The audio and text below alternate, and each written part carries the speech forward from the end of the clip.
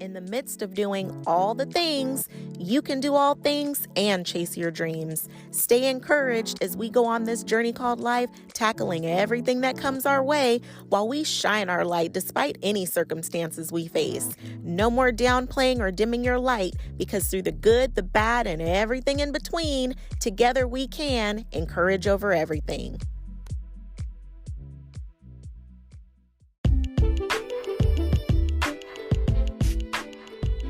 Grant yourself some grace is one of my favorite sayings.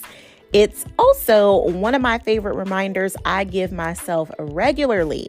I used to beat myself up a lot over things from not crossing enough off of my 5,000-mile to-do list, not doing enough, not knowing enough, and not doing something right.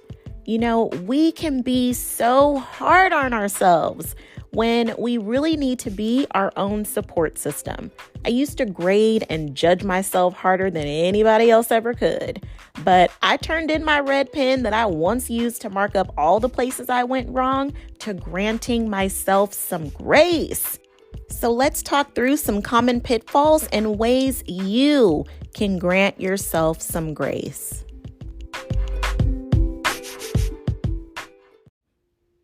A part of being gracious is also extending that grace to yourself. And this right here used to be one of my biggest downfalls, because I have been my own worst critic for so long. And maybe you can relate to this, because I do believe that, from time to time we do need some tough love, but there is a way in which you can do that without totally tearing yourself down. And I think when being your own worst critic, it tends to go way left, way more than we anticipated. So I really want to share some ways that you can start to grant yourself some grace. And I think that's why it's so hard to take feedback from other people, because it's like you've already beat yourself down enough. And when somebody else comes in with some feedback, that can, use a little bit of improvement.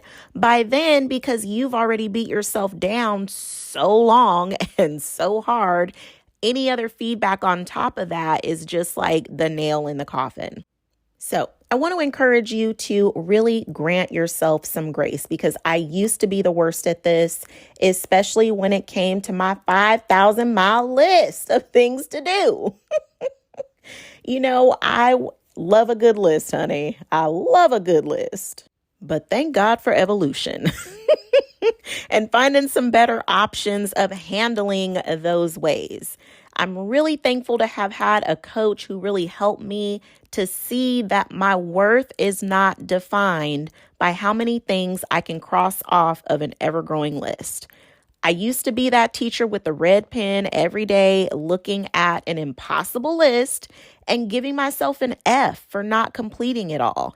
I mean, why I thought I was supposed to do the same as what God does in a day is beyond me. But hey, give me a well. If this is you too, because I don't know, I think I might just recognize you as well, because we may have been in the same boat a time or two.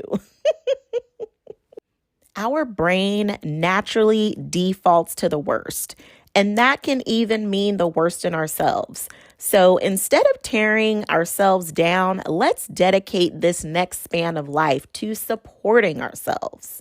And you can start from recognizing the season you are in.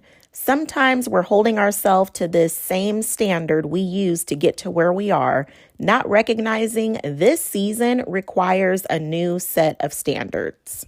Maybe you're used to handling things in a certain kind of way. You have a default system or a coping strategy that you've always used, but this time those old ways just aren't cutting it.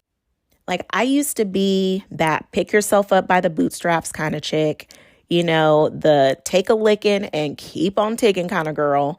But when my mom passed away, that just wasn't working. I was completely broken. Those old ways of managing hardship or heartbreak just weren't doing the trick.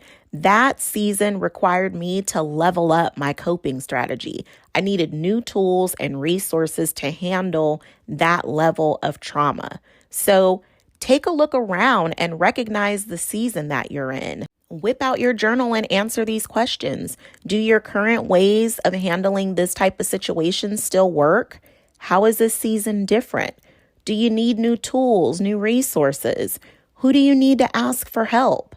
When you find yourself in a new territory, there's no need to panic.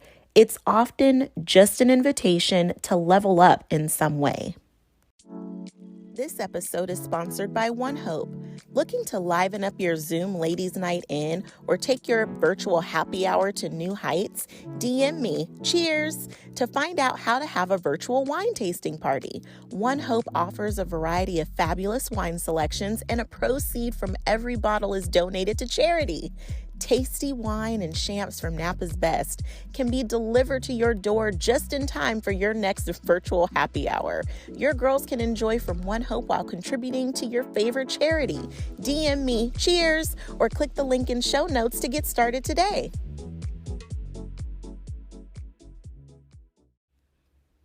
If there is one thing that is for sure, change is guaranteed in this life, and we'll all experience it. There will be changes in your career, your work, your relationships. What's on the dollar menu? There will even be changes in you and what you used to like or be okay with. It can change. And that one change can be what knocks down that series of dominoes that creates additional change. So no matter what change you're dealing with, if it's a hard season, recognize it, call it out. You have been served up a crap sandwich that you didn't order. So just having that awareness of this season is what it is, puts you in a better position to deal with it. Allow yourself to experience this season. It can be easy to want to shy away from it because it's hard or unknown, but allow yourself to honor the season for what it is. When you resist or fight change, it just makes it harder for the change to happen. And let's face it, the change is going to happen regardless. This season is here right now, and it's going to be here for however long it's here. But what you can control during this change is how you see it and respond to it. And allow yourself not to operate at the same levels you are used to. Some seasons knock you out the game. That's just what happens sometimes.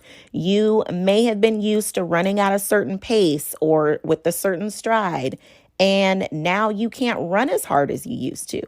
I like to call this the superhuman versus human momentum because, when you hold yourself to a certain standard of operating at this superhuman level, somehow when you can only operate at the human level, it's like there's this huge disappointment that comes with not being able to handle everything at the superhuman rate.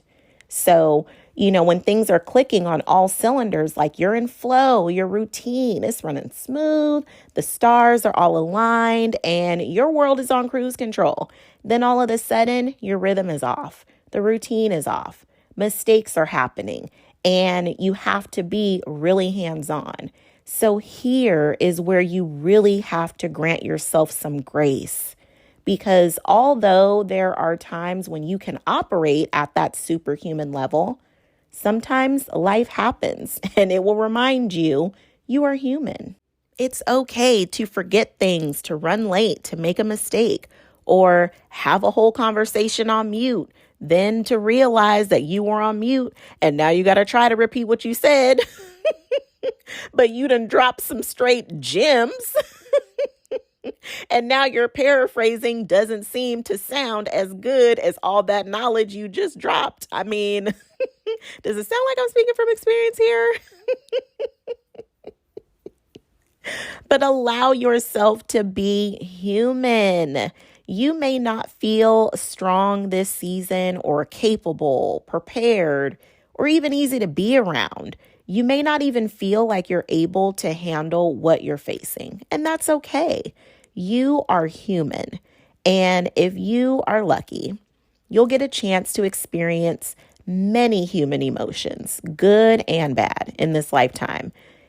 But guess what? It means you get to feel. If you felt nothing, you'd miss out on feeling love and happiness and all of the good stuff. So you've got to feel that contrast in order to know when things feel really good. Know that it is okay to operate from your current place of capacity. If you can't do all the things that you're used to doing, it's okay to scale back. If you can't do it all right now, that's okay. You can always reevaluate later if it's something that you can pick up at a later time. But whenever you overexceed your capacity, you create overwhelm and set yourself up for failure. Sometimes you want to be everybody's everything, but that can't be at the expense of being nothing to yourself. So put your own mask on first and then help everybody else out. Recognize your own limitations and then operate from them. Your well-being truly depends on it. And then I want to talk about this next idea of being a humble student. I've heard Dean Graziosi talk a lot about starting small. He says, and I'm really paraphrasing here, that the reason that people don't start small is because they're scared of being seen as starting small. And in coaching folks for over 18 years now, a lot of folks that I have worked with have really been so hard on themselves because when they first start learning something new, they're truly giving themselves a hard time about it. And it stems from getting to that comfort zone where you've mastered things and you've gained all the confidence from, being the greatest to do certain tasks, but you forget where and how you started. And we all start from humble beginnings. This is really that place where you have to be a humble student. You don't have to know how to get everything exactly right all the time. You don't have to know everything. You don't even have to do everything perfectly the first time or even the first several times. But you can practice. You can give yourself a chance to learn and work to get it right. You can believe in yourself and remember that if you've learned hard things before, you can learn this too. Remaining a humble student really means that you are in learning mode and you make it a way of life. In this space, you leave room to learn new things all the time instead of closing yourself off by thinking you know it all already. I think I know a few teenagers who need to be listening to this part of the episode.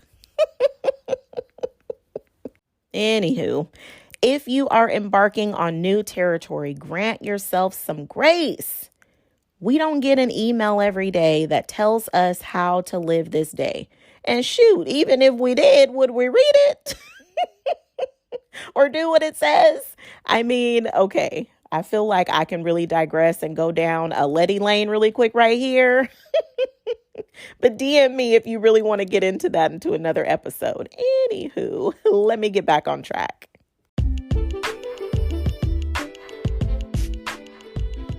For additional support with these topics and to work with me one-on-one, get your free strategy session by leaving a review on your favorite podcast platform. Take a screenshot and DM me on Instagram at Encourage Over Everything. Let's design a plan to eliminate the overwhelm, maximize your action, and support you as you chase your dreams while doing all the things.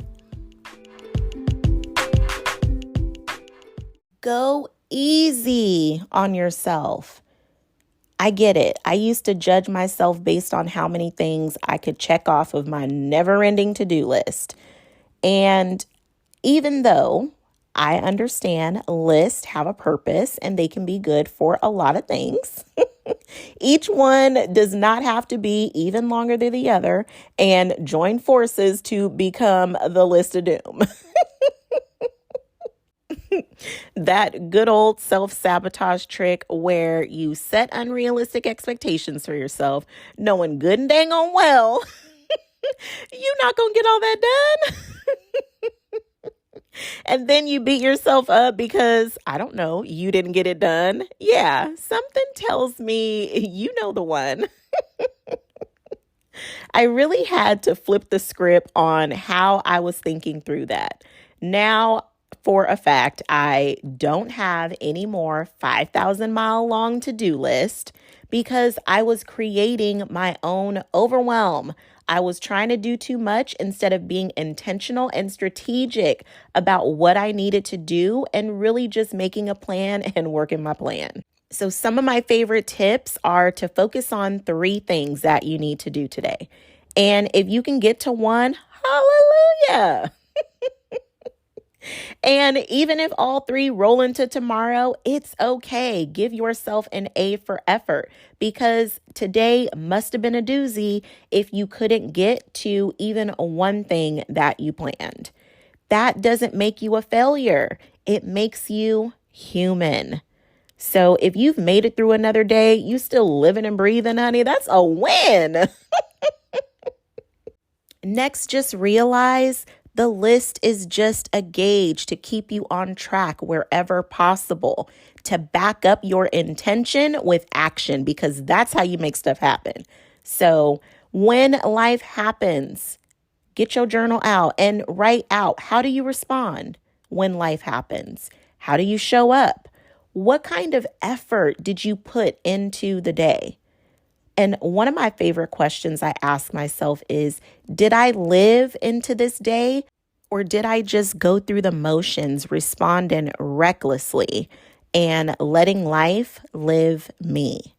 Now, as long as you can answer those questions, you good to go. If you feel good about those answers, sweet. But if not, be honest with yourself about why that is. Why were you not focused and disciplined enough today? Did you scroll too much social media? Take accountability and ownership of those choices and recognize you probably needed some downtime to just veg. That's right.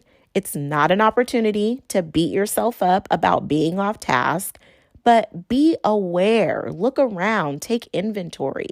Have you been doing your self-care? Have you been taking breaks and having me time when you're supposed to?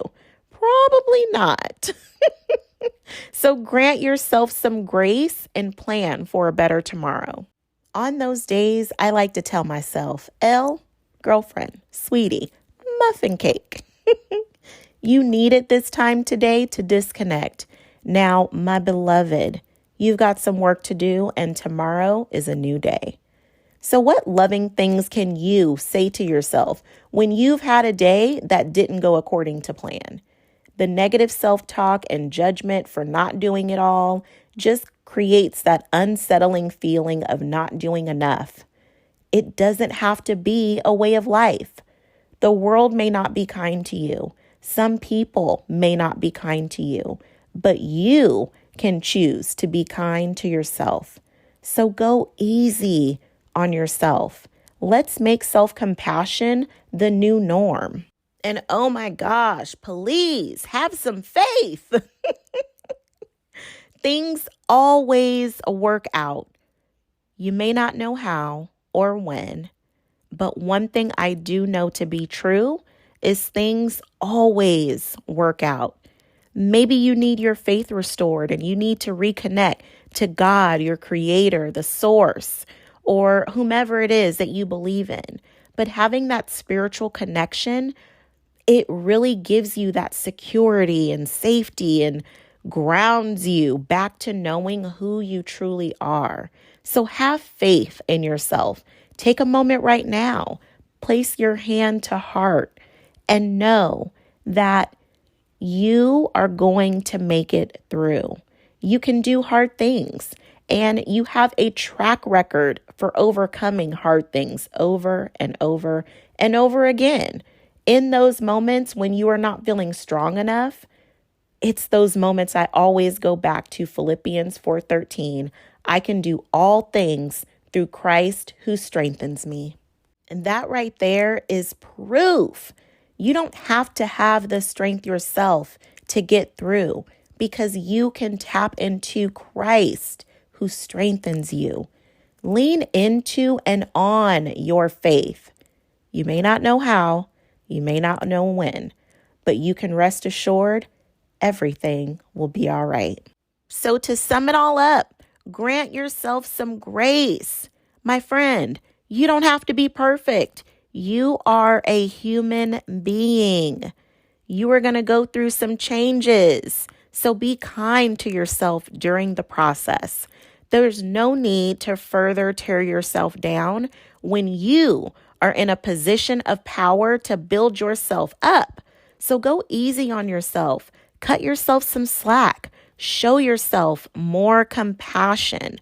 The more love and kindness and compassion you can show yourself, the more you open the door for more of that to come into your life. So recognize the season you are in.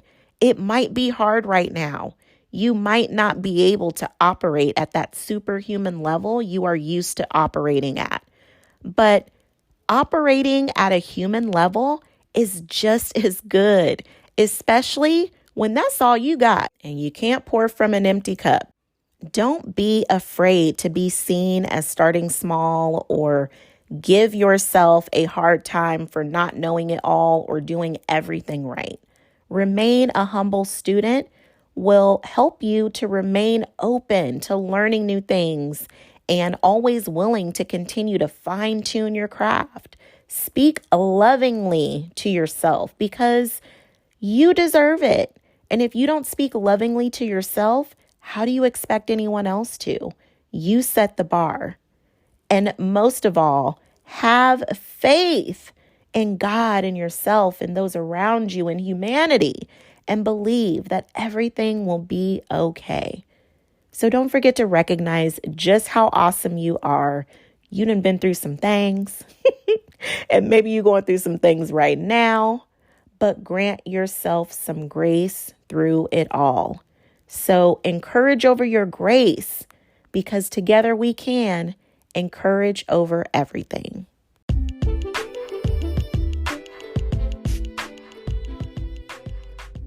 Thanks for tuning in. I would absolutely love to hear from you. Please take a moment to leave a review.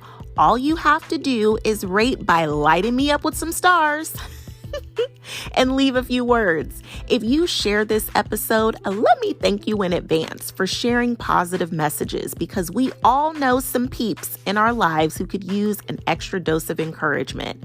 And I'm throwing virtual confetti right now to celebrate you for finishing this episode. I don't know about you, but I'm not ready for this to end. So if you want more, check out theshow.encourageovereverything.com for literally all things Encourage Over Everything. Stay connected and join the email list. Get that VIP treatment by being the first to know all the happenings and get encouragement sent right to your inbox. Theshow.encourageovereverything.com has everything that you're looking for, from show notes and all of the info on today's sponsors. And if you are looking to connect with other fellow encouragers, be sure to join my exclusive community at the Encourage Over Everything Facebook group. I can't wait to connect with you in the next episode. Remember, there isn't anything that we can't get through, because together we can encourage over everything.